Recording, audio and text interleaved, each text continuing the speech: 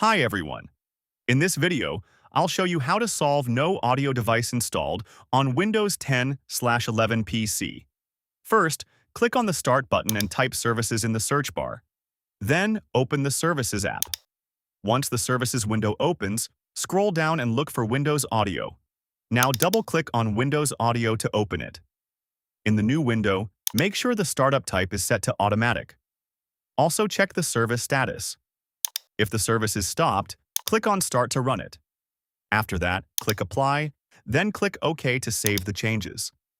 Next, in the same services list, look for Realtek Audio Service.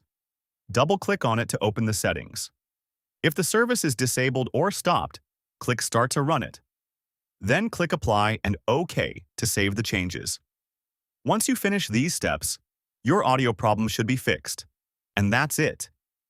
If this video helped you, don't forget to like, subscribe, and turn on notifications for more easy tutorials.